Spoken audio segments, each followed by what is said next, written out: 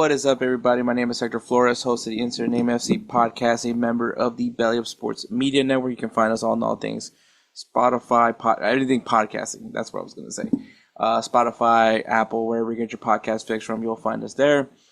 Also, full video version of this podcast episode is available on Belly Up's YouTube channel. So just search Belly Up Sports on YouTube, and you will find us there amongst other great content over there at the Belly Up Sports Network.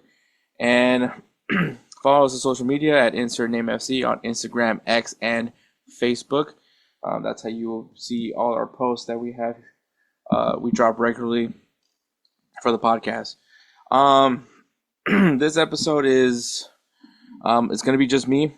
We have some topics, some headlines to talk about. Sergio Ramos, where he's going to go after Rayados. Wilfried Nancy to Celtic. And I guess kind of talking about Vinicius Jr., the whole unhappy thing. And I'll share my whole thoughts on that whole thing, even though at this point I feel like we've talked about it plenty enough. Recap the MLS Cup semifinals or conference finals, which I will kind of share my thoughts about that. And also the final that is anticipated to happen this weekend. Liga MX playoffs, recap the quarterfinals, and then preview the semifinals. For Liga MX. So, as a matter of fact, right now the second half just started with Cruz Azul versus Chivas de Guadalajara, and right now Chivas de Guadalajara has a 2-1 lead right now in going into the second half. And also the opening goal was scored by none other than Cade of Chivas de Guadalajara, which always gives me a kind of a grin every time I think about it, just because Cade, if you guys don't know, is a Mexican American player. But obviously with the name Cad Cow, you wouldn't know that.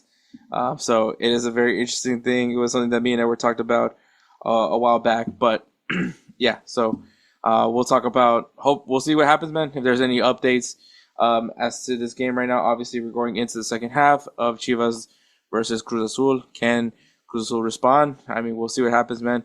We'll talk further when we get to that point. Give you guys players of the week. Give you guys some games to look forward to this weekend. And yeah, that's basically it, man. So we'll see how this episode goes. Should be pretty straightforward. So without further ado, we'll go ahead and take a break and then go right into headlines. Let me tell you guys about Belly Up Sports. Belly Up Sports is the internet sports bar. Go ahead and check out their website, www.bellyupsports.com, to read some great articles from great writers all across the country, from hockey, baseball, golf, soccer, you name it. Belly Up Sports is the premier, not your average website. All right, guys, headlines. So I'm actually trying to get all this stuff done, but we'll see what happens here.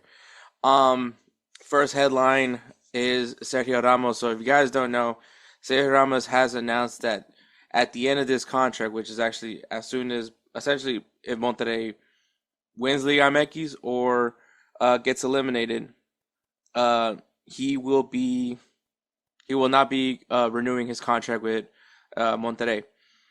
So reason being, if you guys are curious, it's not because he's planning on retiring. As a matter of fact, he still wants to play. But he would like a return to Europe in hopes of earning a spot in the 2026 FIFA World Cup. Obviously, he feels that his best chances is if he's competing in the ranks of Europe.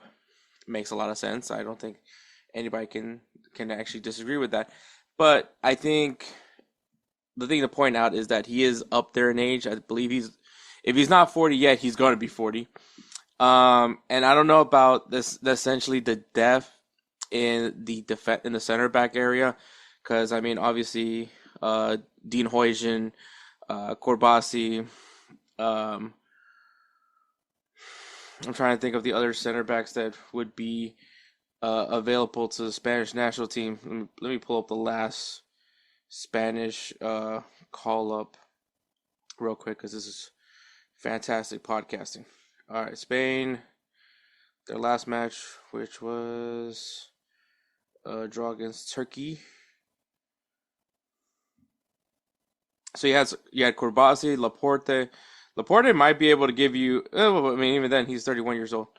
But I mean, a lot. In some sense, you could say the inspiration for his decision to come back to Europe is kind of what with Laporte. Laporte was playing in Saudi Arabia. I forgot what team. It might have been Al Nassr, and so he decides to return to Europe, and it was Athletic Club Bilbao that he returned to. Um, but I'm trying to figure out maybe the back line if there's any who he can kind of, I guess, essentially beat out. Vivian. No, I don't think he. Maybe there's a way where he. I mean, because as far as center backs, like I can't see like all the center, like I can't see all the center backs that was called up on the last one. But maybe he has a point. Maybe he can get into this back line. Is he gonna play? That's probably like a fair question to ask. But I think that as far as like wanting some leadership, uh, with this Spanish team, I think maybe you do want to bring in the Spaniard. Now, once again, there's a lot of factors. One, he's got to be able to be playing, right? Like he's got to be able to perform in that high level. What gives him his best shot? Um, it would essentially be a maybe not a high profile team, but when you look at all the options, can he play in the Premier League? I think that might be a bit of a reach. I'm sure he could. But I mean, I just don't think, as far as the physical aspect, which the pace wise, I don't know if he can. But maybe Serie A, maybe Ligue 1, maybe a return to Ligue 1. Now, I also would argue if he was to return to Spain, which I wouldn't be against it either. It wouldn't make like logically the only thing that I can think of him returning to Spain would either if he were to go back to Sevilla, obviously his boyhood club, or making a return to Real Madrid, which at this point at the center back position, I know Real Madrid has been pushing hard for Konate and Campio uh, from Bayern Munich, I believe, and Konate from Liverpool. Might be maybe kind of stalling on that one, but I mean, when you look at the back line the center back options for Real Madrid, obviously Dean Huijsen, Militao, Rudiger just came back, David Alaba when he's healthy, Marcos, no, Raúl Asensio. So there's options that I don't necessarily see. Like maybe we can see him kind of fitting back with Real Madrid, but like I just I don't I think that as far as center back goes, I think they're trying to get younger at center back more so than trying to get older in center back. As far as defensive leadership, I mean you already have Dani Carvajal, so I don't think that necessarily you need to go get Sergio Ramos back. I think obviously if you're trying to get people to obviously the return of El Capitan of Real Madrid would be awesome, and I wouldn't be against it because I love Sergio Ramos. He is one of my favorite. He is right now currently my favorite player. Um, but yeah, I just don't see where he fits. Sevilla might maybe Sevilla. I'm not entirely sure about their if they're going through any center back issues.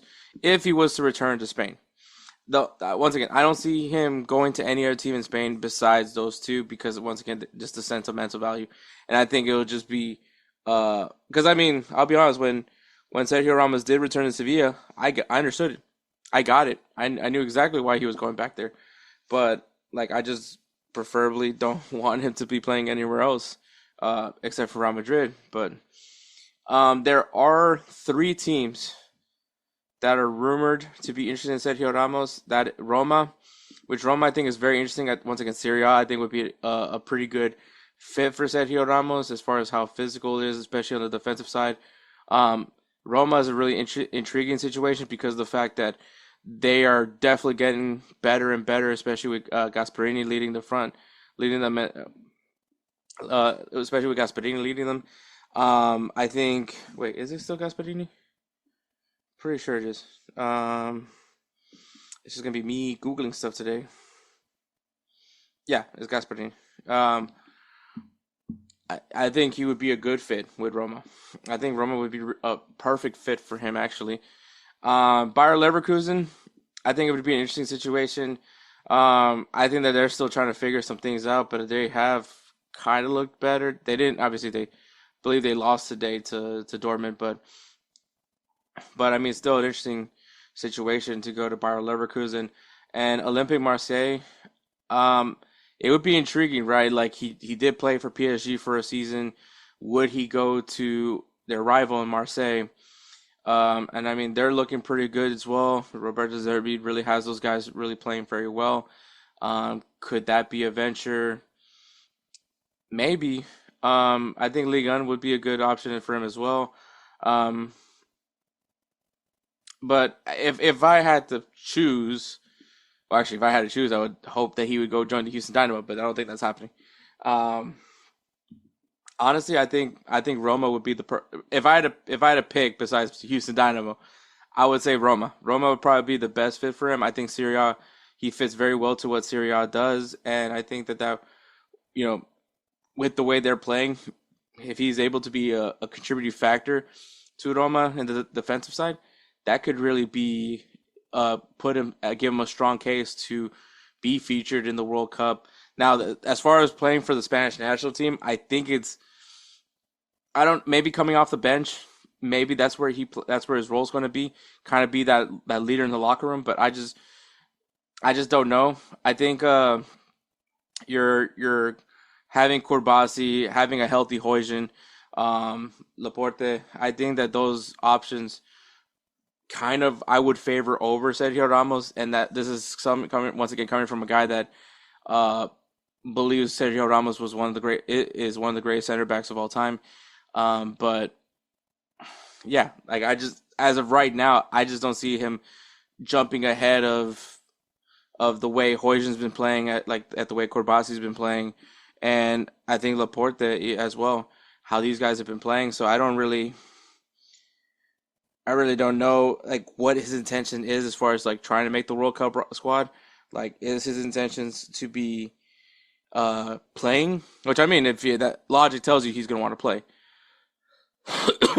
but maybe I'm intrigued of what exactly his end goal is. Hopefully, he makes the World Cup, and if he's able to, obviously once he leaves Monterrey, go into a situation where he can improve a team and his impact is very obvious that he's going to get a call up with the World Cup, which I am not against at all. Like once again, I'm not against having Sergio Ramos with Spain because I mean, one, it's just going to make this World Cup even larger, right? You have, potentially Sergio if Sergio Ramos does get featured, his last World Cup, Lionel Messi's last World Cup, Cristiano Ronaldo's last World Cup, um, and many other iconic players having essentially having their swan song, and we get to watch it here in our very own backyard. So, um, yeah, I think obviously Sergio Ramos wants to compete, and he wants the opportunity to get one more shot, one more last dance with Spain. I mean, he's been part of a lot of high moments for Spain. He was part of that dynasty of the Spanish national team, which was winning the '08 Euro, winning the 2010 FIFA World Cup, winning the 2012 Euro. Um, he was part of that team, and how cool would it be for him to be a contributor to this new generation of Spain? Because honestly, Spain looks really strong. I think Spain could potentially be a heavy favorite to win the World Cup, obviously barring any injuries. And I think that that just would implement put more into the legacy that is Sergio Ramos, because I think personally he has really nothing else left to play for. I think he's done everything you want as a player, Champions League success, domestic success, and international success. He's done it all. So I don't know what else he wants. I don't know what else he feels he needs to prove, but I mean, I feel like he can definitely like when he looks back at his career, knowing that he's done a lot for the game. But you know, guys want to compete, man. At the end of the day, which is one of the reasons why I love Sergio Ramos. The man's competitive and he doesn't take no for an answer. So I think that that's going to be intriguing.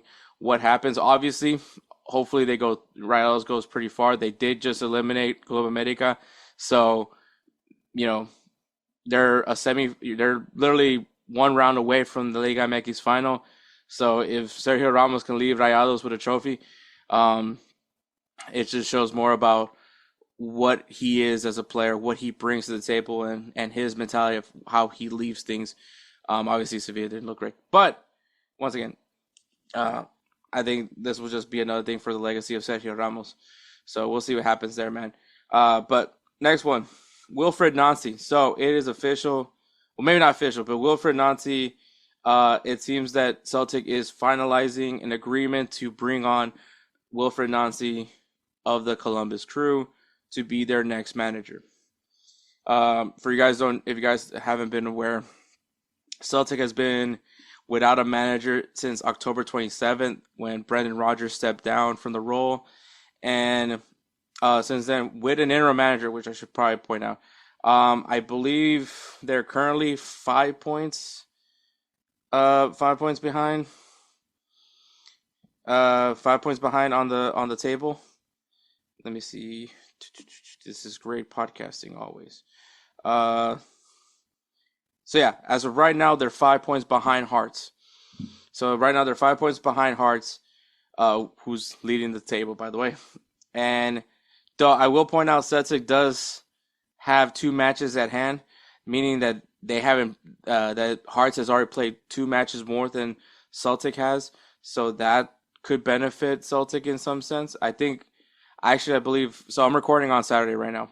So Sunday they're gonna play a game, and I'm sure that'll probably change some things. But as of right now, and I'll probably do an update on it for games to watch because, spoiler alert, Hearts is gonna play Celtic this weekend. So I'll probably update it there. But so that's the scenario right now with Celtic. So despite not having a manager right now, they still are in a prime position to compete for the Scottish Premier League, which they've done over the years. So, but essentially, Wilfried Nancy, who, if you talk to a lot of MLS fans, are huge supporters of Wilfried Nancy. Like I've said it plenty of times as well on this podcast, Wilfried Nancy is just clearly one of the best managers in MLS. Actually, a pure manager, like a proper manager, if you will. And it's really cool that he's been able to cement himself from Major League Soccer. And I mean, you've heard me and Jose talk about it when we were talking about the schedule change. MLS right now isn't the end all be all. And there's a lot of leagues across the world that are not end all be all leagues for players. You know, for instance, teams that are not of the Power Five of Europe, right? Like the Premier leagues that are in Premier League, leagues that are in Serie A, La Liga, Bundesliga, and Liga. Like those leagues, anything outside of that are stepping stone leagues. Even the Eredivisie, which has always been known as a stepping stone league, the Belgium league, the whatever league you want to think of over in Europe, those are stepping stone leagues to a promising opportunity to play for those Power Five teams, Power Five leagues.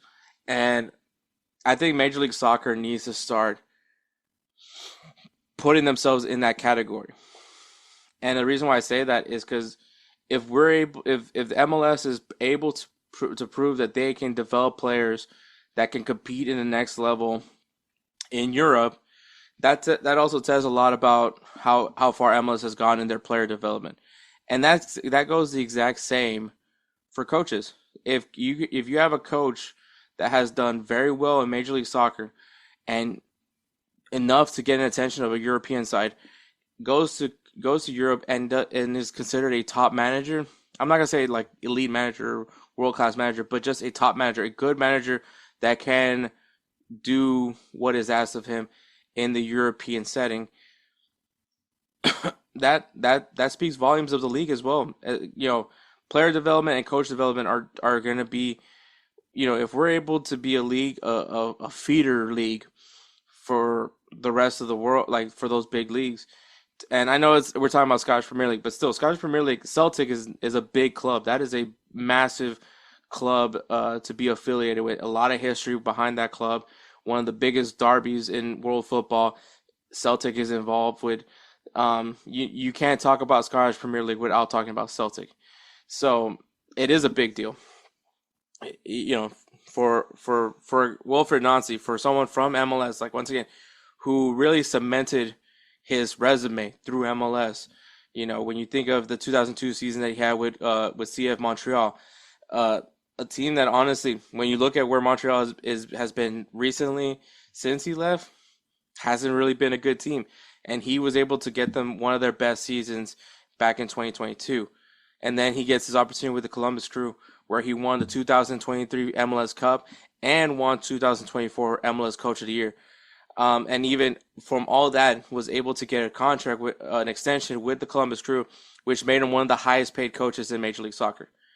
Like I said, Wilfried Nancy was just levels on levels better than most managers. And I don't want to take that as a shot to Major League Soccer, but I'll be honest with you, Major League Soccer likes to recycle coaches that really have no business to be managers.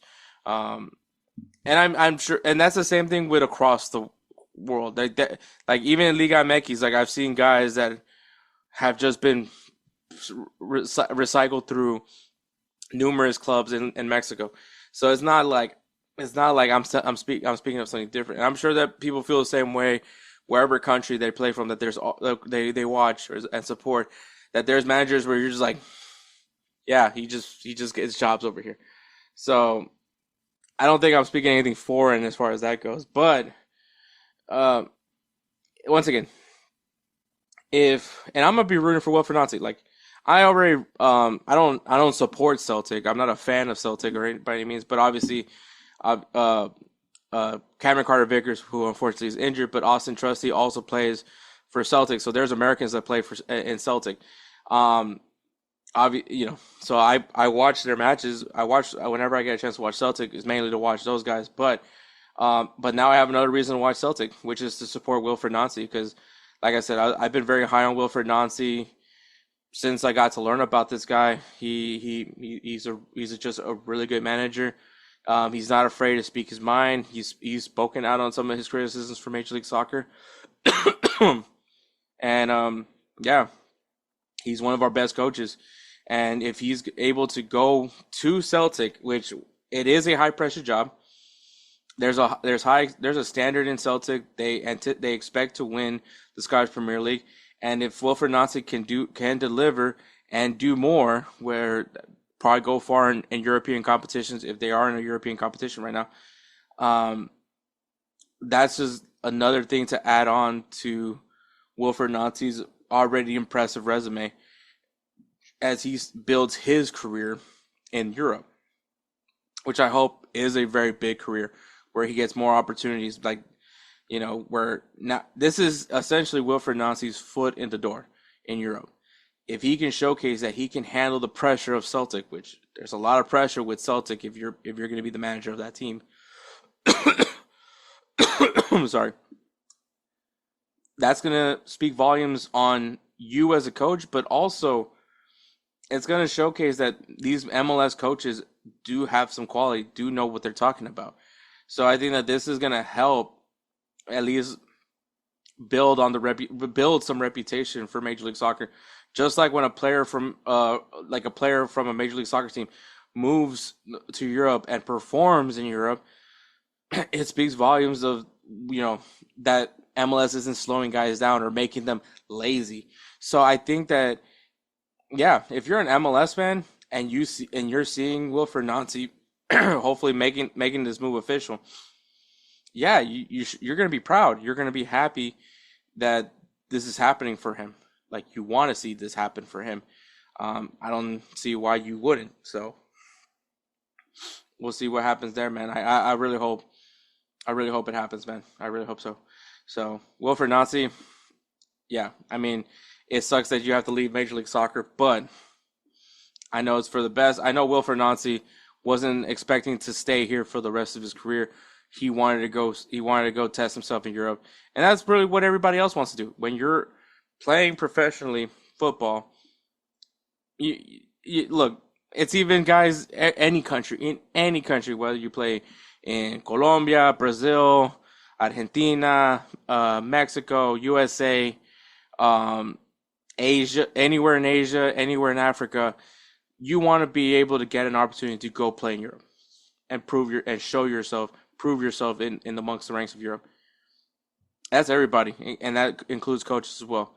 So I hope they're able to do it. I hope he lives up to our high expectations and Celtics expectations, and get them on track to win another Scottish Premier League title. So, so all those Celtic fans, I guess you have another person pulling for you. So, take that for what you want. But that is Wilfried Nancy, and then we'll move on to the next headline. Hey guys, this is Hector from the Insert Name FC podcast, here to tell you guys about candid dips. It is a great tasting, superior alternative to traditional dip using CBD in a way that is radical, enjoyable, and effective. It comes in 5 core flavors: wintergreen, mint, citrus, mango, and American spice. Candid Dip CBD is the new evolution in dip, allowing guys to enjoy great, long-lasting taste without the downsides. If you guys want to go ahead and try them out, use the code BELLYUP20 at candidipcbd.com. Once again, BELLYUP20 at candidipcbd.com, and you'll get yourself 20% off your purchase. Thank you again for Candid Dips for being a great partner of Belly Up Sports. Sorry, I had to take a big gulp of water. I'm coughing way too much. All right, I'm hoping this is going to be the last time I ever had to talk about this, but probably not. All right, Vinicius Jr. So apparently Vinicius is not happy. He's not happy around Madrid, and I think I already touched up about this a couple weeks ago, but I'll touch up on it again because it came out again. But so essentially, Real Madrid had an embarrassing draw against Elche, a 2-2 draw against Elche, which was, yes, it was flat out embarrassing. It was a terrible performance. The lineup was kind of questionable. I'm not gonna lie, but once again, I'm believing in Xabi Alonso. Vinny was on the bench. I believe he was on the bench. I'm just gonna go back to Foot Mob. Just gonna keep going back to Foot Mob. I know. I'm boring. I'm annoying, but let me see. Yeah, it's a 2-2 draw against Elche, which in the lineup. Yeah, so Vinny was on the bench. You see, Vinny. Yeah, Vinny was on the bench. He came in on the 57-minute mark.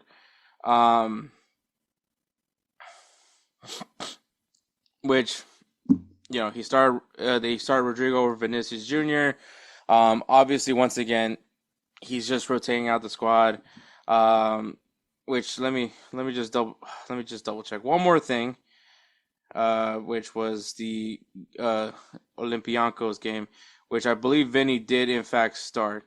Yeah, Vinny started in the Olympiacos game. So I think when push comes to shove, he's rotating the guys out. He didn't really necessarily think he would need Vinicius in this Elche match. Maybe coming off the bench, he would have been impactful. And then, so he could be full 100% for Olympiacos. And I understand that maybe, because Mbappe didn't rest. You didn't start, Raul Gonzalo. You didn't start Endrick over Mbappe and Elche. You had Mbappe play in the Elche match. So I mean, I think at this point, you gotta be playing. Vinny's gotta play, and I understand that because Vinny's one of our best players. No, as much as I love Rodrigo, he's my adopted son and everything. He's just not playing well. He's not scoring. And I'm not gonna say he's not playing well. He's just not scoring goals. He's just not. Vinny scores goals. Matter of fact, I believe Rodrigo's now I think it was a 29 game drought or something like that he hasn't scored a goal. So I may have over exaggerated with 29, but I feel like that's the number. Anyways, that's not really that as important. But so after that game, everyone just starts dropping everywhere on social media, X, Instagram. Everybody starts coming out with this article about how Vinny is not happy. He wants to leave Real Madrid. He's not discussing a contract renewal. And I think it's funny because these are the exact. They literally posted this a month ago. It was literally a month ago when they stated this. The El Clásico. All the things about the locker room. This is literally a month ago. All this was talked about a month ago. I'm going to say it again. This was happening a month ago. Him being unhappy, the whole everyone not liking how Xabi Alonso is strict in have all these like rules that they need to follow, all the extra gym sessions, all the extra video sessions, all that, the restrictions in the locker room, all those things. This isn't new. We're talking about something that was dropped a month ago. But people just need something to post. They need to post something, so they recycle what was posted already. So, and obviously it got what they were hoping for, which was to get a reaction off of these people. That's exactly what it was for. It was to get a reaction, take advantage of just fans frustrated of a 2-2 draw against Celtic, which I understand. But that was a post. This discussion of Vinny not being happy with Xabi Alonso was literally a month ago. Maybe not literally, but it was a month ago where Vinicius shared his frustration about Xabi Alonso. So it's nothing new. We literally I literally talked about this a couple episodes ago. So it's not news. This is not an ongoing, for all we know, this has probably already been handled. But because, once again, you need to talk about something and you need to take advantage of just a very disappointing performance from Real Madrid, you gotta kind of start shaking some things up to get a reaction, which you're getting it. You're exactly getting it. So I can't say anything, but we all know Vinicius Jr. is not happy with Xabi Alonso. He claims that his relationship with Xabi Alonso is strictly professional, which is probably by far the dumbest fucking thing I ever heard in my life. Sorry for cussing, Kelsey. But it's supposed to be a professional relationship. I get it that there's managers out there that are just great players coaches. Like Carlo Ancelotti is a players coach. He likes to have a good, God, why am I scratching my head so much? Anyways, he likes having a relationship with his players. He values that. Now, is Xabi Alonso a player's coach? I have no fucking idea. Sorry for cussing, Kelsey. But I will tell you this. He may not be a player's coach because he's focused more on the tactics. He's a student of the game. But he's also a former player. So he probably can relate to the players because he was not that long ago, he was playing. So, and Xabi Alonso has mentioned, he understands a player being frustrated, being subbed out. He also has been frustrated for being subbed out. He relates to these guys. So he's not I'll reiterate this again. He's not Carlo Ancelotti. He's not. But I would also remind you, the last season last season with Carlo Ancelotti, it was a rough season. Yes, injuries did come into play and all those things, and I get that. But once again, there just wasn't any structure defensively. There was no effort as a unit to defend. Mbappe, Jude Bellingham, and Vinicius were not coming back and defending. And I will say, aside from maybe a few other games, Real Madrid hasn't been blown out. It's been a lot of close matches. Yes, it's a little bit, it can be overwhelming at times, but they're just not, we're not getting blown out. Are we giving up careless mistakes? Yes. Actually, the Olympiacos game was very frustrating, even though it was a win. But at the end of the day, and it's still like the first half of the season. We're almost done with the first half of the season, but still, you had a strong performance against Barcelona in El Clásico. Depending on how you do in this next game against I think it's Girona. Let me see. Pretty sure it is. Yeah, it's Girona. So, depending on how they perform against Girona, if they get a win, they're back on top of the table.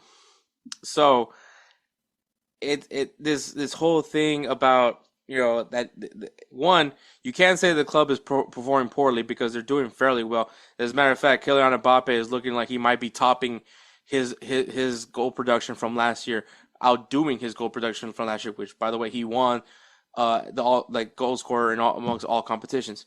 So if he's and the thing is people talk about more about how the guys are frustrated with him, But no one's talking about the guys that are actually like flourishing and standing by Xabi Alonso.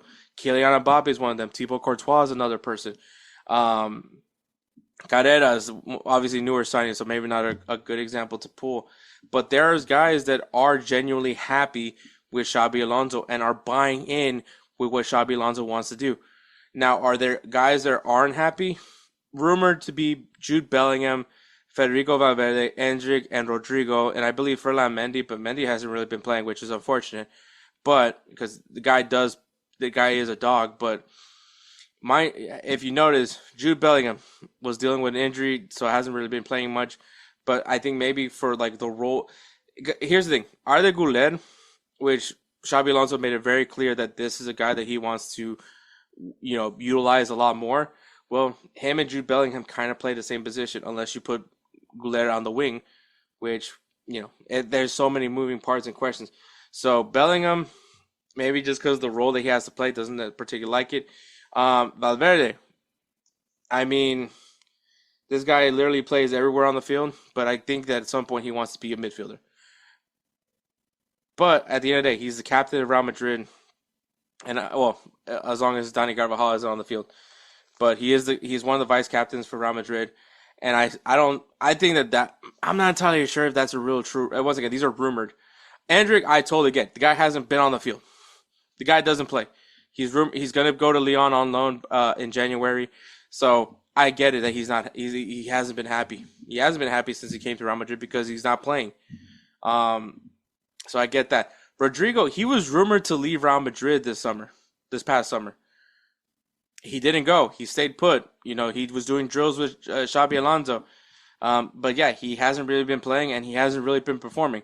So I get why he's unhappy. My personal opinion, he probably should have left. He probably should have gone and went elsewhere, because I think the way Real Madrid is shaping up, Rodrigo is going to get phased out. He is getting phased out. So like, and that's really the cold hard truth. Now, at the end of the day, I say this plenty of times, nobody's bigger than the club. When you talk about the big clubs, we're talking about Real Madrid, Arsenal, Manchester United, Manchester City, throw all the names you want.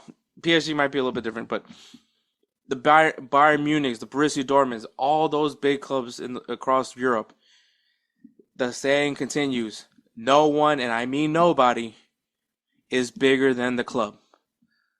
Players come and go, but the club stays. Cristiano Ronaldo left Real Madrid. Real Madrid still won Champions Leagues after Ronaldo left. They won Champions League before Ronaldo. They'll win Champions Leagues again.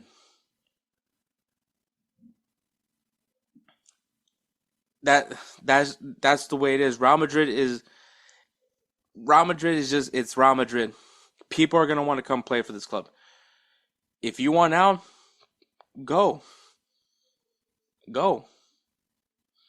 You're really not as big as you think it is. You're really not. And I'm applaud the board because of all the bullcrap that they have to hear from literally something that was reported a fucking month ago. Sorry for cousin Kelsey. Once again, a month ago, they said, "Hey, no, we're backing Xabi Alonso. He's our guy. We brought him in for this reason.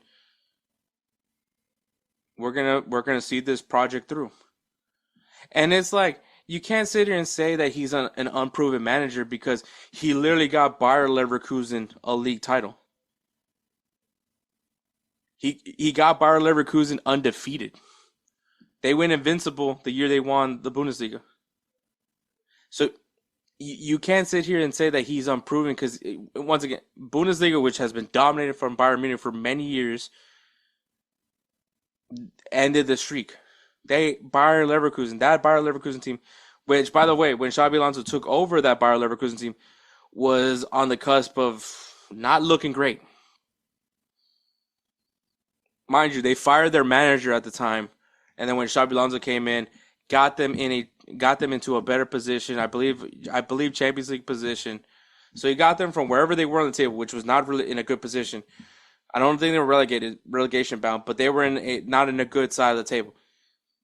Got them into a European competition spot. Actually, as a matter of fact, I believe it was Europa League because that's right. They went to the final, and then obviously the following year responds by having an invincible season with Leverkusen. So you can't sit here and tell me that Xabi Alonso isn't a good manager because he did an amazing turnaround with Bayer Leverkusen. As a matter of fact, look where they are now that he left. So don't feed me that crap that Xabi Alonso is in over his head. Is Bayer Leverkusen a different situation than Real Madrid? Of course. Does Bayer Leverkusen have high standards and high expectations? Are the team known for winning Champions League? No, they're not. But to say that Xabi Alonso isn't a quality manager when he literally got a team that probably has a history of having good players come out of there, but that's the history of good players coming out of there. He got them to win the Bundesliga in an invincible year. So don't feed me that crap that he's not a good manager. He's trying to build his culture at Real Madrid. And I'll honestly tell you, if the guys that are rumored to be unhappy, Jude Bellingham, Federico Valverde, Endrick, Rodrigo, Ferland Mendy, if they're not happy in this scenario, get the fuck out. Sorry for Cousin Kelsey. Get the fuck out. Go somewhere you want to be at. If you don't want to see this project all the way through, if you don't want to buy in with Xabi Alonso, go somewhere else. Go somewhere else. Because once again, as much as I love these guys, I love Jude Bellingham, I love Federico Valverde. He's my adopted son. Endrick, he's cool. Rodrigo, once again, adopted son. As much as I like these guys, and I love Ferland Mendy, as much as I like these guys, they can leave. They can leave. I hope they do well. I hope they do. But if you're not bought in, that's where I'm not gonna have it. If you're not bought in, get out. And let Real Madrid bring in guys that will. Speaking of Jude Bellingham, if you're not happy, Real Madrid is on the cusp of bringing Nico Paz back, who's been doing great at Como. You're gonna have to compete with that. Once again, this is all if the rumors true. This is all if the rumors are true. I don't believe that Bellingham is unhappy because once again, these are reports from a month ago. These are guys that were happy with Carlo Ancelotti. That's what it is. I made the analogy back. I made the analogy in the previous episode. It is the Mighty Ducks. This all that we're hearing, it's the Mighty Ducks. If you guys aren't familiar, the Mighty Ducks is this kids movie show. This kids movie of this group of misfit kids that were a terrible hockey team. In comes Gordon Bombay, who kind of becomes like a father figure, if you will, for these kids. Gets them to somehow win a championship, which, by the way, they were still terrible. They couldn't make the playoffs. It wasn't for the fact that a team one of the teams that were in the playoffs got the measles. So they got in by default, not because they were a good fucking team, because they were horrendous. Sorry for Cousin Kelsey. And then they went to the championship game, beat the big bad team of the coach for some reason that has been coaching that little league team for God knows how many years. If he's developed so many good players, how the hell does he not got a job in the NHL? That's just my questions for a different discussion. But that, and then obviously D2, for some weird reason, this team that wasn't really good to make to qualify for their playoffs, which it was a 10 team a 10 team league, and 8 teams made the playoffs. And for some reason, USA Hockey was like, get me those guys. For some fucking odd reason. And for some reason, they're like, yeah, Gordon Bombay, you only coached like a few games, but hey, how about you coach the USA team? What? Okay, anyway, that's not important. Anyway, now we're at and then they somehow beat Iceland to become, the Olympic champions. Then fast forward to D3. Gordon Bombay gets a job where he gets to help run the Goodwill Games, the Olympic Games for the hockey league. So he's going to be doing that.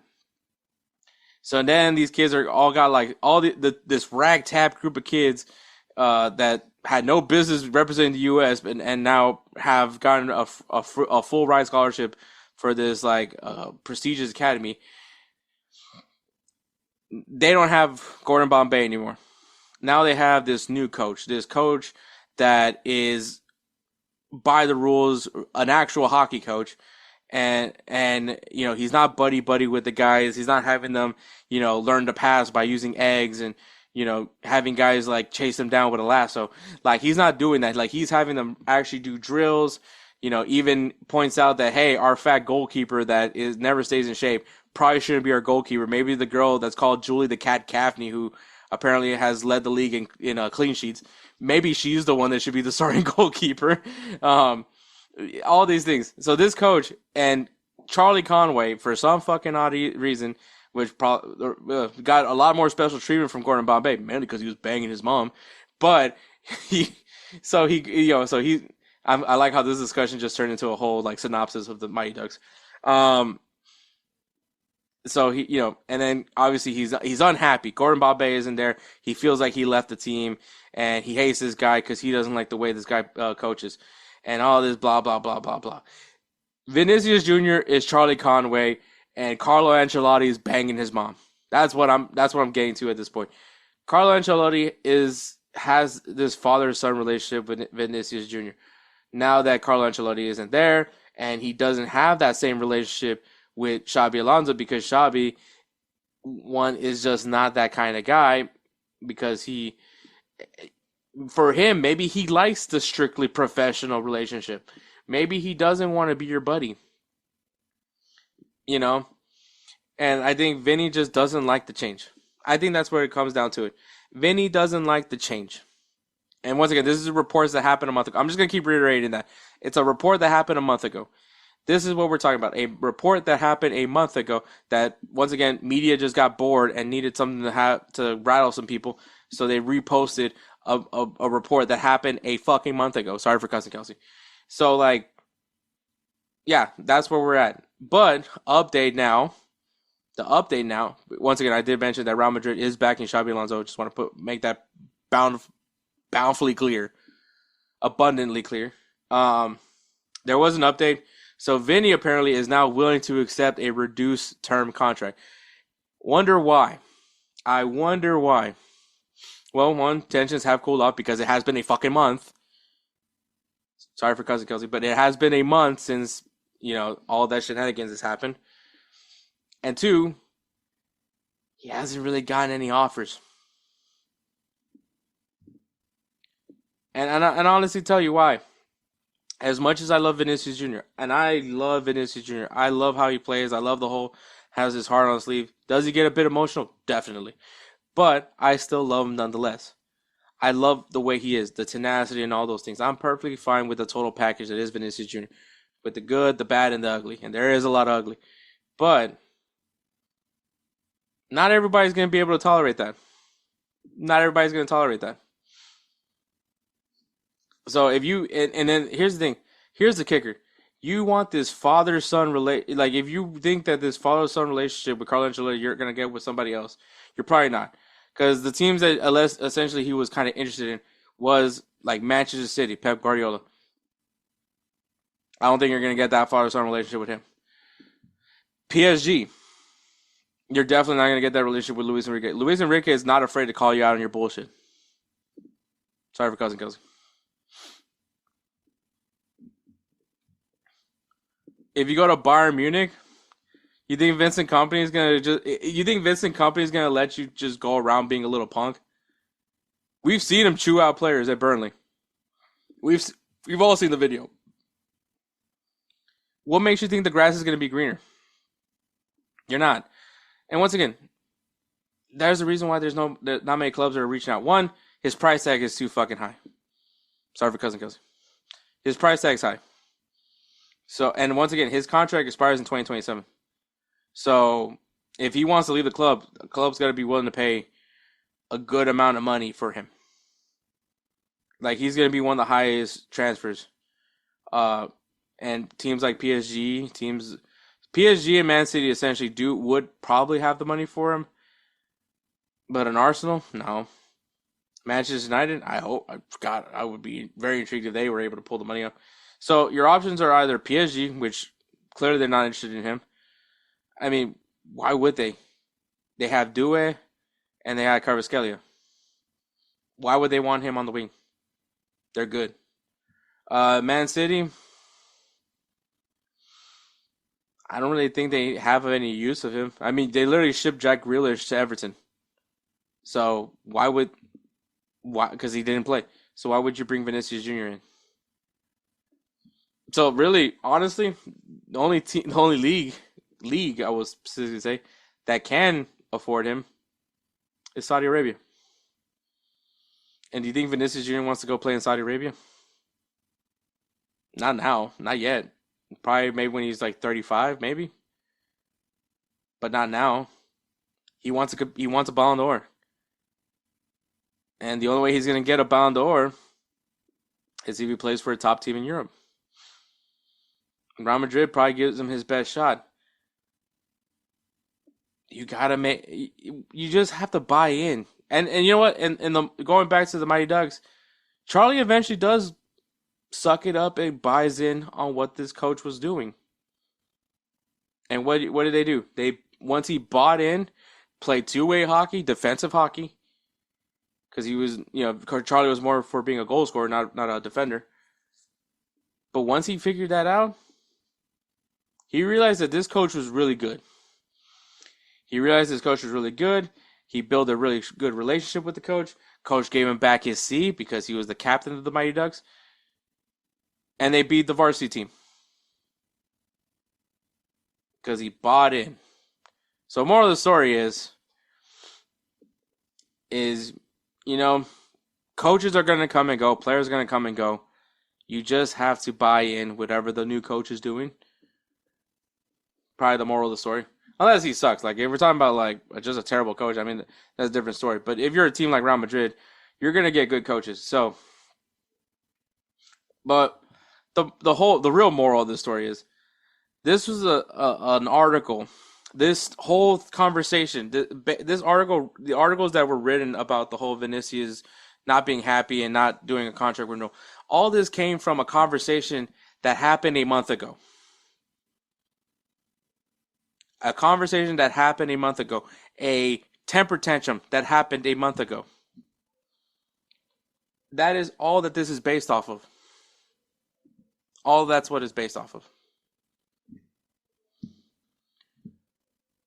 That's all I gotta say. Once Real Madrid starts winning, once we're in the thick of it, where you're gonna have to play Vinny, you're gonna have to play your stars regularly, everything's gonna be fine.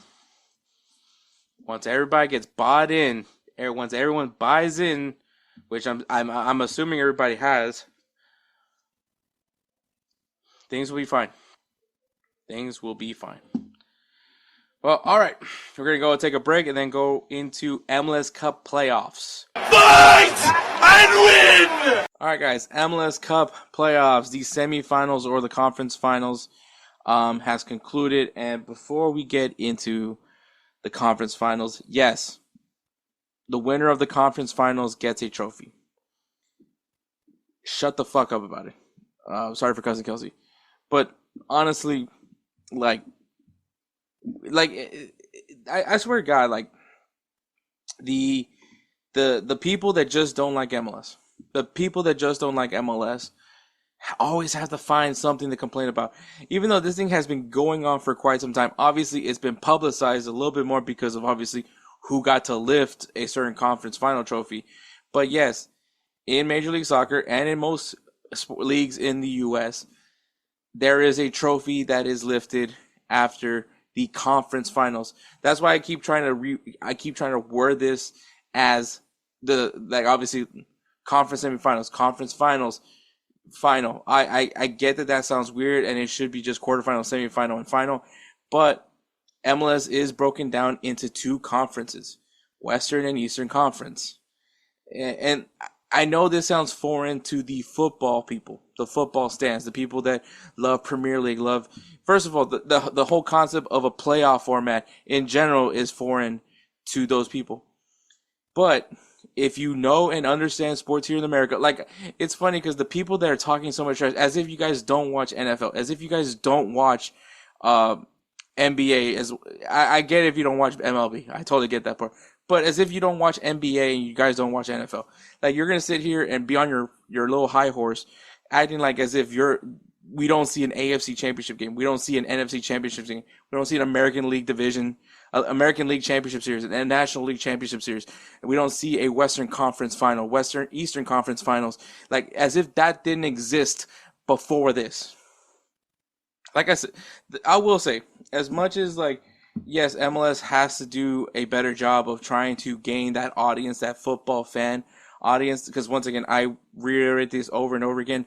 The U.S. is in fact a football nation. It's just not an MLS nation.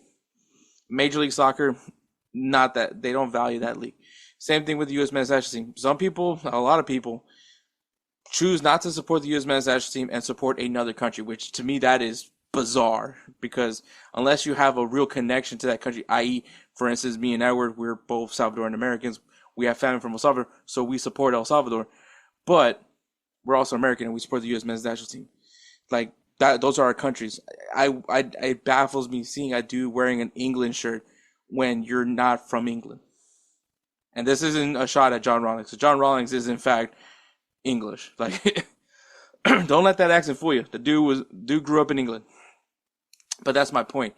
The thing that just baffles me is at the end of the day, like the football fans, those guys are going to complain just to complain. They're never at the end. They want MLS to be the Premier League. That's what they want. That if they were to take it seriously, I don't. Then one, I don't really think they'll ever support Major League Soccer. Like and I'm talking about specifically the annoying Euro snobs.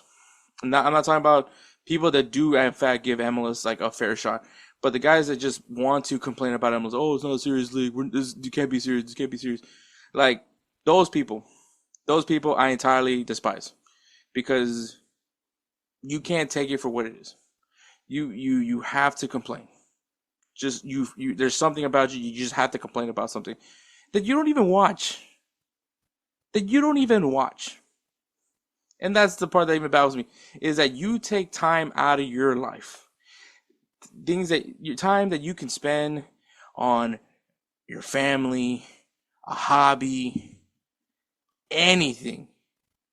You're taking time to complain about Major League Soccer. I don't know about you. If I don't if I didn't like Major League Soccer, I wouldn't have a soccer podcast. If I didn't like football in general, I wouldn't have a football podcast. So if I didn't like obviously if I like something, I like talking about it. I like spending time on it. But if I don't like something, I'm just not going to give it the light of day because I don't like it. That to me is sad. That you would rather spend time being negative about something versus just being positive about something. And that is one of the real issues with the modern day. All right, rant over. Let's get into it. So, but yes, conference finals, it is the winner of that conference. This isn't a typical tournament, if you will, where kind of like the FA Cup, where a finalist is a finalist. You know, it's not like that. It's not the World Cup. The trophies that are being earned from both these teams in the conference finals are the winner of the Western Conference and the winner of the Eastern Conference. Yes, it sounds weird if you don't watch football, if you don't watch American sports, and I get that. But in this, once again, is the battle that Major League Soccer has. It is the battle that Major League Soccer continues to have, and I will continue to explain it. Is that their job is to try to gain two different types of fan. The American that likes football or soccer, but only watches Premier League and watches Europe. That fan, and then the American fan. the fan that doesn't necessarily watch soccer, watches other leagues, you have to find a good middle ground for both sides. And a playoff format isn't as foreign as you think. Like I said, I've reiterated many times, the Salvadorian League has a playoff format. As a matter of fact, Metapan just got eliminated by Aguila, which hopefully Edward doesn't find that out, because I'm sure he'll like to mention that to me at some point.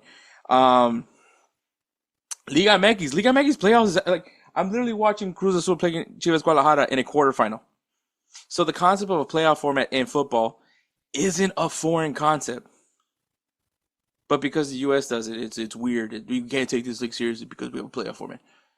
So those people, just eat a dick. Eat a dick. Sorry for cussing, but just eat a dick, dude. Like, at this point, like I said, you're just complaining for the sake of complaining. You don't want to give it a shot. As a matter of fact, you didn't. The only reason why you found out was because of a post on social media, because they posted something on social media and you saw that they did a trophy lift. But you want to complain. You choose time out of your life to complain about it. I know I'm going back in my rant, but it baffles me, man. Like, if you don't like something, why take time out of your life? Like, the one thing in this world that I will tell you, the money, all that has nothing equivalent to time, because you can't get time back. Once it's gone, it's gone. And people don't realize how precious time is. And for you to choose to be negative with the time that you have, it's just bizarre to me, man. That is insane to me. Is that you choose to spend your time, your precious time in this world that we live in, because we never know when it's going to be our last day, and you choose the time, you spend that time to be negative. I cannot relate. I really just cannot relate. But that's where we are. But anyways, this is the battle that MLS has to gain attention of the football fan that lives in the United States and the American sports fan. And how do you get that going? Playoffs. A playoff structure. It's something that's relatable to both sides. Now, is there better ways to do this playoff format? I think so. I do, at some point, would like to see the conferences go away. But with as many teams that MLS has, it's kind of hard not to have these conferences. It just is. Now, unless Major League Soccer finally just buys USL, which might look like, the way things are going with USL, might be a possibility. If Major League Soccer buys out USL, you have your pyramid, right? You have your pyramid, and then maybe you can do 20 teams of the league, and then you can do the playoff format, top 8 teams, top 4 teams. Like, those are the teams that compete in the playoff. Till then, this is the format, and this is the way it is. Like, if you have a better idea, I would love to hear it. I would love to hear what your solution would be to, once again, and it's not to change Major League Soccer to be the Premier League, because once again, what Major League Soccer has to do is find a middle ground for the football fan in America, the footy soccer, the guy that the American that wakes up early to watch the Premier League, La Liga, those leagues, and get them to watch MLS and like MLS for what it is. And then you have to get the attention of the American fan that's not familiar with how things are done in the Premier League and La Liga, but knows how the other leagues are done here in the U.S., which, once again, they know about conferences. That's language that they understand. They understand conferences. They understand playoff formats. They know conference finals. They know, you get what I mean? So that is the battle. So I would love to hear your thoughts. If you have a better idea that can find a middle ground for those two types of fans, that Major League Soccer can try to find a middle ground to get both into this league, I would love to hear it. Because if not, I'm not here about complaints. I'm here about solutions. If you have a solution, which I'm sure, obviously, this isn't going to be the platform that someone hears out for it, but if you have an idea, share it. Like, it's better than people complaining just to complain. So there's that. Righteous Felon Craft Jerky is the official jerky of Belly Up Sports. For over a decade, Righteous Felon Craft Jerky has led the American meat snack revolution by concocting delicious, adventurous, U.S.-sourced jerky recipes for uncompromising carnivores across the country. With 15 different flavors to choose from, Righteous Felon has all jerky lovers covered, and by using promo code BELLYUP, you will get 15% off your purchase at righteousfelon.com. Do your taste buds a favor today and rip into a bag of Righteous Felon jerky. But all right, well, let's recap the semifinals, man. So, second place Vancouver Whitecaps beat first place San Diego FC 3-1. It looked initially that it was going to be a good a tight matchup, but once Vancouver, well, actually no, it wasn't. It actually Vancouver went right into scoring. But yeah, it was just once Vancouver, like I said, has been one of the more complete teams in Major League Soccer this season. They did very well in the CONCACAF Champions Cup, which they made it to the final only to get obliterated by Cruz Azul. But still had a good run, beat some Liga MX sides. So Vancouver, a team that actually has a really interesting story because there was rumors of Vancouver to be sold. There was a rumor to be sold and to be moving away from Vancouver. That was a big thing that was being talked about. Last year they had a very embarrassing moment where they couldn't host their wild card round game. And so it was then hosted at Portland. And the reason why they couldn't host it in Vancouver was because Vancouver was having a monster truck rally. I'm not making this up. This is actually what happened. They had a monster truck rally, so they couldn't reschedule the monster truck rally over this wild card game for Vancouver.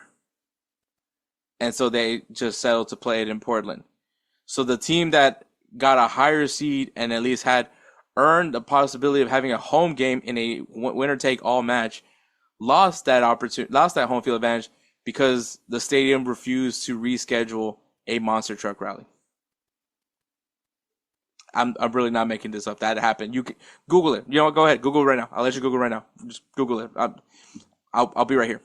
Just Google it right now. I'm telling you. If you don't believe me, just Google it right now. I'll wait. I'll take a sip of water real quick. I'll wait.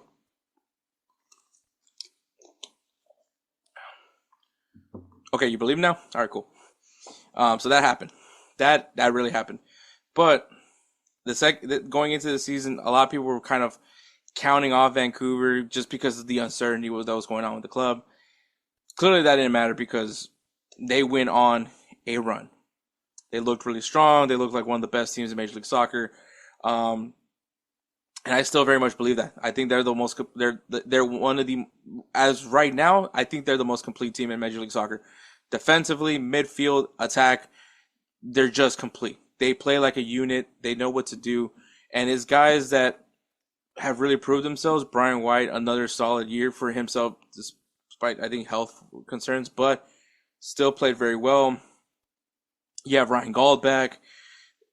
Sebastian Berhalter, he worked his way up to earn a U.S. men's national team spot. Potentially could be on the World Cup. Tristan Blackman, I believe he got Defender of the Year. You don't quote me on that. Google that if I'm wrong. But Tristan Blackman, a standout, got called up with the U.S. men's national team. I thought that was questionable, but still he earned an opportunity to get called up by the U.S. men's national team. And on top of that, to put this team over the top, you go out and get Thomas Müller. You bring in Thomas Müller to come in and become the leader of this team. And these guys, and by the way, I want to say, I love watching Thomas Müller when he's on the bench because you hear him, shouting out things. He's trying to making it, still be like he's a leader. He's coming to Major League Soccer because he wants to compete in Major League Soccer. He wants to get the best out of this league and improve the quality of this league. That is one, like, to me, that's a great representation of a player that from Europe that is not coming in just, oh, this is like a vacation for me. Like he wants to compete, he wants to win, and so I love that. I love that he's doing that. Shows that he cares, and I love that for him. I want to point out Emmanuel Sabi. The only reason I want to point out Emmanuel Sabi is because he personally was a player that I used a lot in EA Sports FC or FIFA. I always try to get like American players like on my teams when I can, when I do like these road to glory. When I go from a team from a lower division and put him up in the Premier League or whatever the top flight is. And Emmanuel Savi was a guy that I used pretty frequently. And yeah, it's cool that it's funny because I started tracking him because obviously like I used him a lot on FIFA, so I was starting to track him, trying to see like he's not really doing great in his current club situation. It'd be maybe it'd be nice for him to go to Major League Soccer. I was hoping it would be the Houston Dynamo, but he ended up going to Vancouver, and I think that was a great move for him. So yeah, I like a lot of this. I like a lot about this Vancouver Whitecaps team. San Diego, man, like let's say it, man. This for a team that in their first year, with some of the guys that they got, like Anders Schreier, Chucky Lozano, a savvy MLS veteran like Godoy, like this team did amazing. They had a spectacular first year. Hopefully they keep building off of this because this team, if they keep going like this, they'll be back. They'll be back in the Western Conference Finals, and they might be back for an MLS Cup. So like this team is in the right position. They might just need to get a little bit stronger, but like experience wise, I mean, solid run for them. I felt that this was going to be the end for them just because I honestly was just really high on Vancouver, and literally a 3-1 result showcases that, right? So strong performance from Vancouver, and for San Diego, man, I hope this isn't the last time we see them. I hope we see them playing more times. I think that they cause more things to make interesting in California. So yeah, and I think the other California teams they're taking notice. Like shoot, man, we just let this team in their first year go as far as this. Not only that, but get that first seed. So San Diego is going to be an interesting team to watch for years to come. Hopefully they keep building off of that. I mean, the ownership looks like they're going to keep being aggressive and get guys that really are great for the league, like Anders Schreier. But yeah, they're eliminated, and Vancouver Whitecaps punched their ticket to the MLS Cup final. Now, the game that was played before that one, third place Inter Miami beating New York City FC 5-1. It just wasn't close.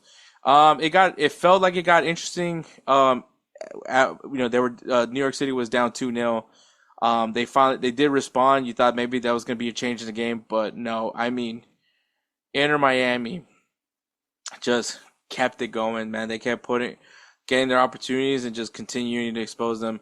I believe a player scored a hat trick. I think it was like Sevelde. Let me see. Good old Fut Mob. Let's see. No, Allende comes in with a hat trick, man. Yeah, it was just all in all just a solid performance. Also, should point out, no Luis Suarez. Luis Suarez was on the bench. He was brought in the 82nd minute mark, but yeah, the fact that they're able to do this,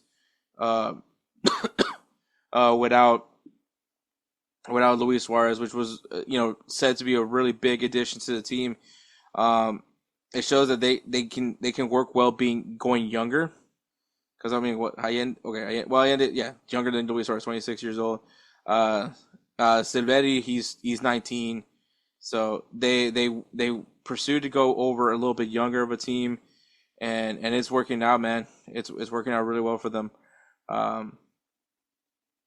It's solid performance all the way through, but man, dude, I felt Inter Miami would have learned from their mistakes from last year. I think that they went all out in the regular season, and they didn't anticipate how much how intense the playoffs are. They overlooked Atlanta, and I think this go around they didn't overlook Nashville. They were gonna go full on with them. Same thing when they went against FC Cincinnati. They were gonna they beat them handily. They are not playing around. And I can tell you that Lionel Messi genuinely does care, because you can see the smile on his face when he was given the Eastern Conference trophy to raise it. Like he's all about this. Like he's like, yeah, let's go. Like, look, is MLS perfect? By far, no. Are they slowly but surely improving the league? Yes. like I said, come 2027, they're going to be changing the season format. They're going to be going to a fall spring schedule. That's going to help a lot. I'm sure the playoff format is going to change. Hopefully, things are going to slowly start changing. Obviously, they're moving. Don Garber they are planning on moving on from Don Garber. Hopefully, they bring in somebody that's looking to improve the quality of the game in Major League Soccer. Hopefully, one day we see pay to play also be moved away. Little things, but like it's gonna go a long way. And I do think Lionel Messi is, as much as I don't want to put so much on Lionel Messi, but the reality is Lionel Messi is going to help gain some recognition for this league. It just is. And it's not, look, I'm not saying that I want Messi to win. I really don't want to see Messi lift the MLS Cup. But it does help in Major League Soccer to gain attention if Lionel Messi is able to find success in this league. So, I'm not saying it legitimizes Major League Soccer, but it does help get some eyes on Major League Soccer. The question is, what's going to happen after Messi leaves? And that's really my concern. That's been my concern for quite some time. What's going to happen to this league when Messi leaves? Did the league have put in some sort of foundation? Do they have a plan as to what's going to happen when Messi does leave back in 2028? So that's going to be a really interesting talking point. And we'll see. Once again, it's gonna be interesting to see who they bring in to be the new commissioner of Major League Soccer. They are gonna have to compete with USL. Now, I think competing with USL is probably a little bit of a reach right now. I think the thing that they have going for them is obviously promotion and relegation. At least that's what they have going. That's gonna get people to at least pay attention to what's going on in the league. But I mean, at their final, which by the way, shout out to the Riverhounds for winning the USL championship, but their players protested. Their players going prior into the match protested, basically having shirts that were kind of along the lines like, yeah, pro rel is cool and all, but how about improving our situation, improving our facilities, improving, prove the players first before you start talking about things for the league. And but it's kind of like a weird catch-22 because like the league, the players can't get this without improving the league, because if the league isn't getting eyes, they can't really throw money to help improve the situation for players. So like it's a weird catch-22. So I think that was interesting to point out. But I do think that Major League Soccer needs to have a good commissioner that can really put this league over. I think Don Garber personally has done a really good job keeping this league afloat. But now it's time to bring in a guy with a football background, soccer background, to really improve the league itself, the game itself. Not so much the finances, which I mean still is going to be important. But I think if the quality of the game improves, the money comes with it as well. So, but all right, we have a final. We have an MLS Cup final, and that is Vancouver Whitecaps, second place Vancouver Whitecaps from the Western Conference, and third place of the Eastern Conference, Inter Miami. I was under the impression that the higher seed hosts the MLS Cup final, but I just recently found out that Inter Miami will be hosting the final. Now, I do believe Inter Miami had. I'm gonna assume that they're going off of the Supporters Shield. The Supporters Shield. And the reason why I say they're going off of the Supporters Shield is because I do believe Inter Miami was above Vancouver in that respect. Is that how it's been before? I have really no idea. But and I can't really use last year's MLS Cup final because I believe Red Bull was like low in the Eastern Conference, and LA Galaxy, I believe, was either the first or second seed. So that one, it was a kind of a bit of a difference, but I'm guessing I'm gonna give MLS the benefit of the doubt that they're not trying to rig this for Inter Miami, but I'm guessing they're going off of the Supporters Shield standings, and I would assume once again I'm not looking at the table at the Supporters Shield table, but let me just do that just so I can so I'm not like it doesn't appear that I'm talking out of my ass. Um, Sorry for cousin Kelsey. But let me see Major League Soccer table. There we go. Supporters Shield. So yeah, Inter Miami was a very much above. Was so first place was Philadelphia, second place was Cincinnati, third place was Inter Miami, and then that's when we get our first Western Conference team, which was San Diego. So I'm assuming that they're going off of the Supporters Shield standings, which if that case, then yeah, Inter Miami should be hosting it.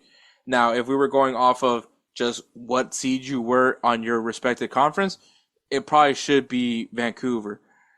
I will also point out that it probably does benefit to be in Inter Miami just because of the fact that they're playing on real grass versus BC Palace, BC Place, wherever Vancouver Whitecaps play, they use turf. And obviously, Hugo Lloris had some complaints about playing on a turf field, so I think, and obviously Messi is not particularly a fan of playing. At least it's rumored that Messi isn't a fan of playing on turf. So I think that also helps. It's fine being in Inter Miami. Inter Miami is finished in a better standing than Vancouver, and I get that. Also, the East was very much the stronger conference this season versus the Western Conference. But yes, Vancouver is going into Miami and in hopes of winning their first MLS Cup, whereas Inter Miami is in hopes of winning their first MLS Cup. So we're going. It's guaranteed that we're going to have a brand new MLS Cup winner. Actually, I believe this is the first time Vancouver has been in the MLS Cup final as well. So two teams that have never been in the MLS Cup are in the Cup final this season, and it's really interesting, man. And then obviously on top of that, it's Mueller versus Messi. Both have played against each other over the years in Champions League, and in World Cups. So this is just a really I don't I don't consider it to be a rivalry. I don't even think Mueller considers it a rivalry. He has a lot of respect for Messi, but I mean it's just gonna be really good. I mean these guys have had some really iconic games against each other. And so I wonder what adds this onto that history. And I think that it kind of helps also for the league to have a player of Muller's caliber and Messi's caliber facing off in a final. I think that's another thing that could help gain more viewership. Oh no, I think it's a great matchup. It's two really great teams. Inter Miami, once again, I think that they have really understand the league now better. That even with with Mascherano leading them as a manager, like Sergio Busquets, Lionel Messi, and Jordi Alba have a better understanding of this league. That they knew, hey, we don't necessarily have to be the best team in the regular season. We just gotta get in the playoffs, and once we're in the playoffs, we just gotta stay healthy and stay vigilant, in every single round. And I think that that's exactly what they did, and that's exactly why they're in the final. Vancouver, like I said, in my opinion, the most complete team in Major League Soccer. Philadelphia was probably like the next argument. Obviously, they are the Supporters Shield winner, but I just like how this team plays. They're very complementary to each other. So I think this is going to be a really good matchup. I hope it to be a good matchup. I don't want to see a blowout. I think there's obviously some concerns with Inter Miami's defense, but I mean, I don't think you can really use that right now because they have played really well defensively in these last two rounds.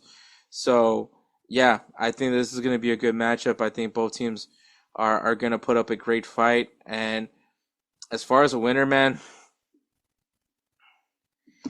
it would make all sense in the world that Inter Miami wins it. But I'm not going to pick Inter Miami just because of the fact that, one, if you guys don't know, when we did the MLS preview, I predicted that Inter Miami wasn't going to win an MLS Cup, and I even put a jersey bet on it. So, if Inter Miami wins the MLS Cup, I have to do a jersey giveaway. I'm gonna have to do it. So, I wish I forgot about it, but people do remind me.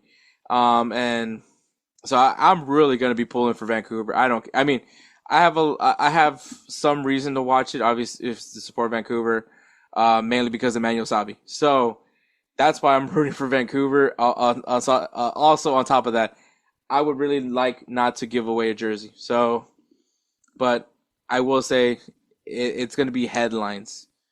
If Inter and honestly, Vancouver will be headlines as well, just because it's going to be like, why can't Messi win MLS Cup? So, either way, it's there. There's going to be a lot of eyes on this final.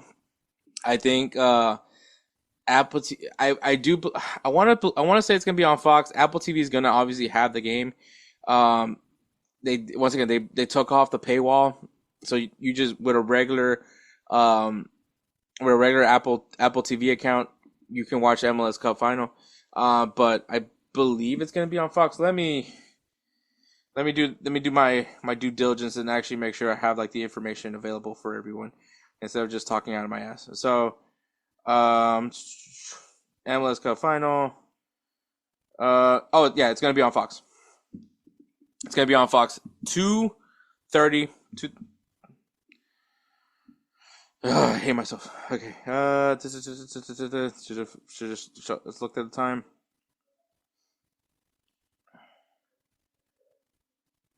Actually, apparently it's 1:30. Is that Eastern time?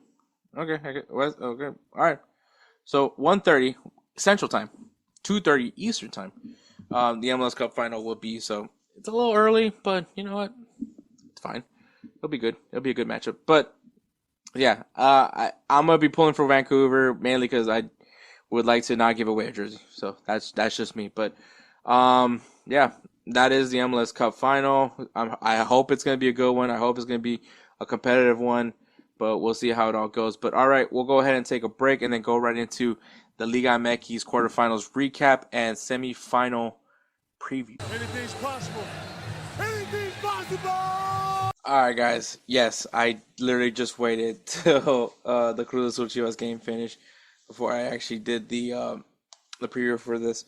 Also, because I got lost on TikTok, so that was the other thing that. If you guys want to know, I know it wasn't girls twerking that I got lost in. It was I get like a lot of like, probably because of my job where I work with landscapers, but I get a lot of like landscaping videos, and I don't know why. I just find it very satisfying. And the video I was watching was literally a guy making a fire pit, which whenever I become a homeowner, I would like to have my very own fire pit. So it gave me some ideas whenever that time comes. But that's not important. Liga MX, man. So the quarterfinals have concluded, and we're going on to the semifinals. But before we get to that, we'll go ahead and recap the quarterfinals. First place, Toluca beat Juarez 2-1 on aggregate. First leg was a 2-1 victory for Toluca, and they held a 0-0 draw in the second leg. So I anticipated Toluca to, once again, they're just a very strong team this year, stronger than they were the year before. So the season before, the Clausura, which they did win. So they're looking to repeat, go back to back, which once again I've said it plenty of times. It's very hard to do, which I can't even say it's not, because you have freaking Club America doing a three-peat. But Toluca would like to solidify this era of Toluca and continue on to win more. So beating Juarez, which like I said, I kind of anticipated it to go down that way. Toluca is just very much a really good team right now. It's going to take a really good opponent to really put this team down, which I think that's what we're going to see in the semifinal. Second place, Tigres beat 7th place Tijuana 5-3 on aggregate. First one, it was a 3-0 loss for Tigres. Tijuana puts up a really good first game, and you think they're in the driver's seat. Look, this is, like I said, I really don't like seeing blowouts in the games, just because of sometimes it's just hard to come back from it. But when you talk about Tigres, a team like Tigres with all the firepower that team has, you never know, especially when you're going in to their stadium in Monterrey. When you go into their stadium, a 3-0 deficit could mean nothing. And that's exactly what happened, because they put up 5. They put up 5 goals against Tijuana. Like I said, I like Tijuana. I was pulling for Tijuana. Gilberto Mora is so much fun to watch, but I just know they're not the same level as Tigres. It's just different. It's just not the same. And Tigres is just a very good team. They have a lot of big names in that team, which kind of also equates to why they're so good. They're a solid team, man. I expect them to do big things in this tournament. And yeah, they're just really good for going far. Tijuana, they're not. Look, Tijuana can build from this. Like, I'm not saying they're not a terrible team. You have Gilberto Mora. I feel like there's some good, interesting young players in this Tijuana team, but they just get some savvy veterans over on their side, and who knows? Maybe Tijuana can be an impressive team in the Clausura. But Tigres, I think, just went down like I thought they would. Third place, Cruz Azul beats Chivas de Guadalajara 3-2 on aggregate. First leg was a 0-0 draw. So a lot of people were thinking, man, Chivas can do it. And it almost felt like it did because, like I said, as I'm recording this episode, I was literally watching the game. Chivas had a lead. They were up 2-1, and Cruz Azul responded. And they win 3-2. They put up 2 goals unanswered, and they're moving on. Look, Chivas is a interesting team. They're obviously the only team in Liga MX that only plays with Mexican players. It's it kind of similar to like Athletic Club Bilbao, who only plays with players from Basque. So like it's not okay. Maybe a little bit different because obviously with Athletic Club Bilbao, they are very specific in what Spanish player they get. They get players from the Basque region. Whereas with Chivas, if you're Mexican, you're in. You're playing for Chivas. And it's an interesting challenge for Chivas. I think that they're a good team. I do like that they keep believing in this philosophy. I don't think they need to change. I think maybe if you're gonna go bring like Mexican players, get guys that are more solidified. I think Chicharito's very much just out the door. Cade Cow, I just love saying that Cade Cow's on this team. But there's, I think Chivas isn't like, it's not the end of Chivas for me. Like, hopefully they can, kind of similar with Tijuana, if you can bring in maybe a little bit of a savvier veteran in Liga MX. And once again, keep sticking with their philosophy. I think they're fine with it. But maybe we can see them in a better position, man. They put up a good fight against Cruz Azul. Cruz Azul just knows how to respond better. And I think that's really what came down to it for why Cruz Azul ended up eliminating Chivas Guadalajara. But, I mean, the 2-2 draw was going to be enough for them. But to put in a third goal, I think was more so just to make it clear that they are very much the better team. Look, I've said it plenty of times, man. I'm not particularly a big fan of the Liga MX playoff format, particularly about how they deal with players that are in a not players. When teams are higher seeded, like when it's tied on aggregate, they automatically advance.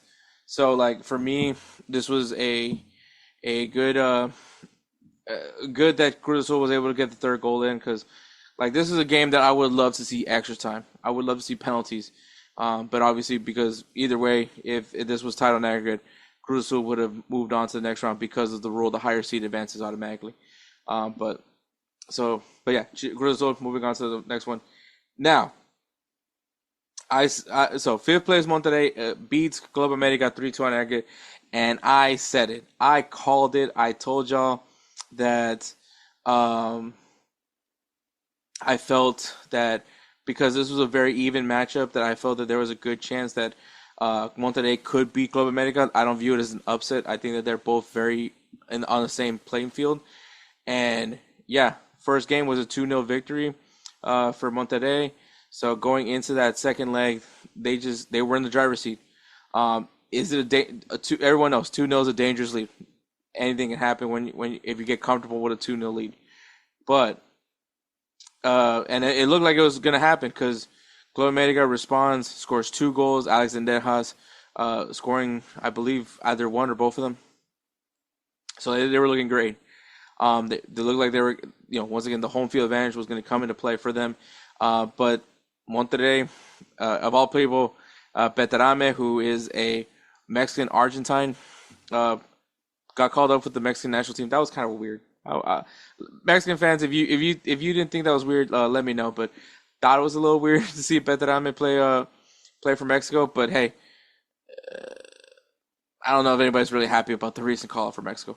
But he puts in the goal that eliminates Club America, which there's a good chunk of Mexico fans that are also Club America. I mean, there's a good chunk of Mexican fans that are Monterrey fans, so I can't really use that as a good example. But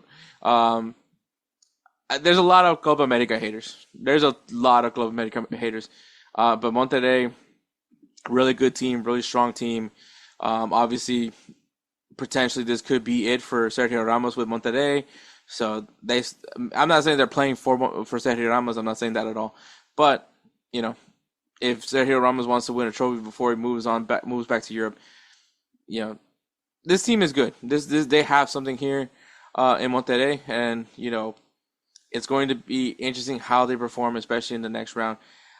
I will say the semifinalists from here on out, all of them I would not be against winning Liga MX, winning the Apertura. I think all four of them are very good. This is a very strong season of the Apertura, where it could have gone either way for as far as who was going to finish in the top seed. So, honestly, I have no complaints of who wins this one. But the first semifinal is going to be Club Toluca taking on Monterrey. Also, I'm just going to point this out. The episode drops on Thursday. They already played the first legs on Wednesday. I'm not going to fucking drop this earlier just so I can beat it. If I get it right, I get it right. If I'm wrong, I'm wrong. That's fine. It's totally fine. I was actually kind of right, actually. They get me sweating a little bit, but hey, it's Tigres. But first place Toluca taking on fifth place Monterrey. This is a really interesting matchup. Two really good teams. Obviously, Toluca, like I said, are probably looked at as the best team. Is looked at as the best team out of this group. But I'm telling you, I think it's fairly even. I think it's fairly even amongst all of them. And hopefully I don't regret saying those things. Can I see Monterrey upsetting Toluca? I actually can. I actually can see that. I think Toluca is really good. I think they're hot at the right time. But I don't know, man. I don't know. Like I said, Monterrey is a really frisky team. I think they're really good. I think they got hot at the right time. I don't know, man. I can see Toluca winning it. I can see Toluca advancing, but that would be the boring pick. I'm going to pick Monterrey. I'm going to say Monterrey Rayados moves on to the final. And in the other matchup, we got second place Tigres taking on third place Cruz Azul. Both teams are really good. I think if we learned anything, there is such. I mean, if you want to have a strong first leg in Cruz Azul in the F, apparently clearly 3 goals isn't enough to go into Tigres Stadium. I like the tenacity of Cruz Azul. I really do. But I think this to me is they're just really good right now. They're really strong. They have the players. I think that Tigres moves. I'm not gonna say handle Cruz Azul. I think Cruz Azul puts up a good fight, but I'm gonna say Tigres advances. So my final prediction is we're gonna have 2 legs in the final in Monterrey. I'm gonna say it right now. Tigres versus Monterrey. If that is the final, I will be super happy because I love this rivalry. I think one day me and Eric will talk about our favorite rivalries in Mexico, but Tigres and Monterrey is such a good rivalry. If this comes, I'm gonna be happy regardless of who's in the final. Like if it's Toluca Cruz Azul, Toluca Tigres, Monterrey Tigres, Monterrey Cruz Azul. Either matchup, I think this is gonna be a great final. Either way. But if it is Monterrey and Tigres, if it is their rivalry game, these two, and it's in the same city, it's gonna be, to me, it's gonna be just chef's kiss. Get your popcorn ready. If this does happen, if it does happen, and I'm really gonna be pulling for it, even though I have a soft spot for Toluca, Hector Herrera is someone that I do consider a friend, a former coworker, but. As much as I want to pull for Toluca and I want to see them win another trophy, a chance to see Monterrey and Tigres go at it in the final, that's enticing. Maybe I'm a little biased going into that, but it would be must-watch TV, in my opinion. I think, once again, I want to reiterate again, Anybody anyone in these last four, the final four in this one, I would be happy to see in the final, and I would be happy to see you lift the trophy. I think all four of them are great teams. I think that they're all worthy of winning a trophy. But come on, man, tell me if you're unbiased, even biased, but wouldn't you love to see Tigres and Monterrey go at it for a final? I'm just saying. But maybe I'm wrong. But maybe, just maybe, I'm right.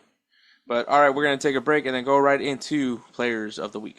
I love soccer, Peggy. All right, guys, Players of the Week is brought to you by SeatGeek. SeatGeek is an amazing ticketing site app, however you use it. It is very convenient, man. It has a very simple grading system using colors and numbers. If it's high and really red, that means if it's low and super red, that's what I meant. That means that price for that event, it's not worth it, man. Keep scrolling. You're going to find a better seat. Now, if it's super green and super high, that means for those seats for that event, you're getting a great bargain.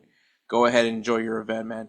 Me and Edward, we love the simplicity of SeatGeek. We use it for all the events that we go to, from live sports to concerts.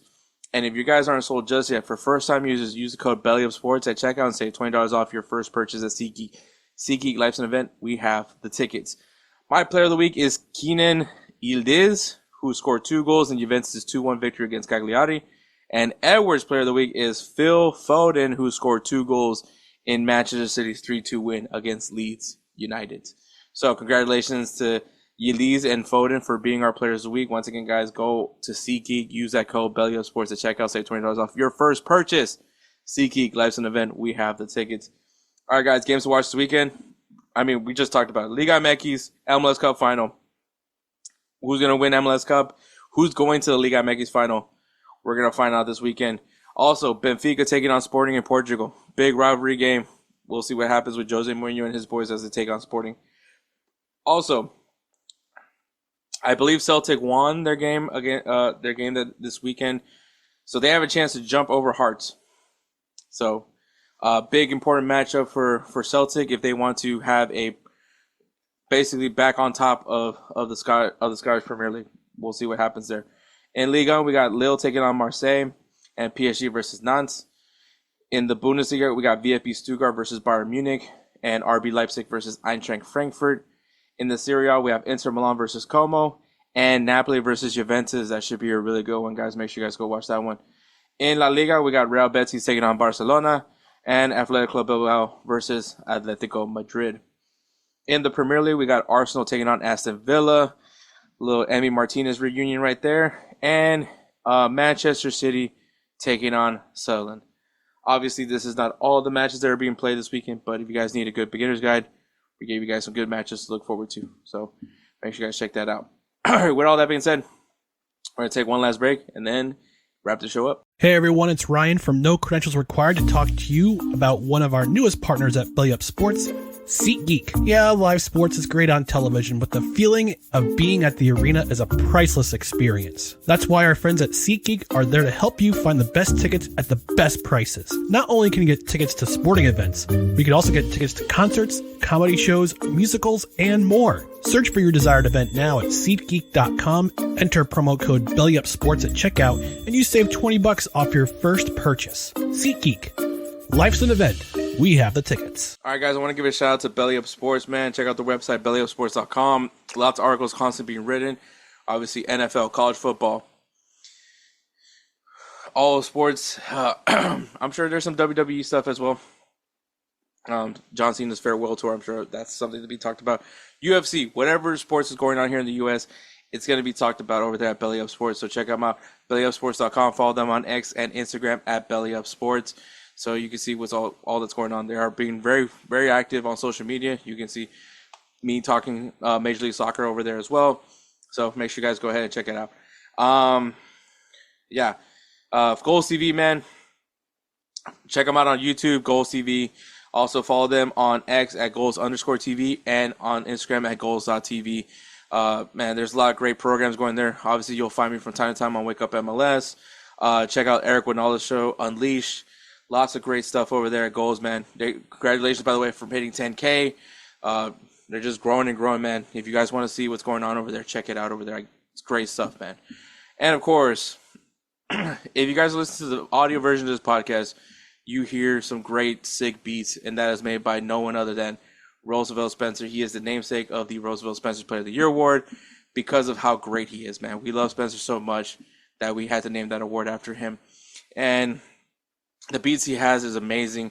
I'm telling you guys, if you guys are looking to get into podcasting, get into YouTube, or maybe you're an aspiring musical artist, well, Spencer can take really great care of you, man. We recommend him.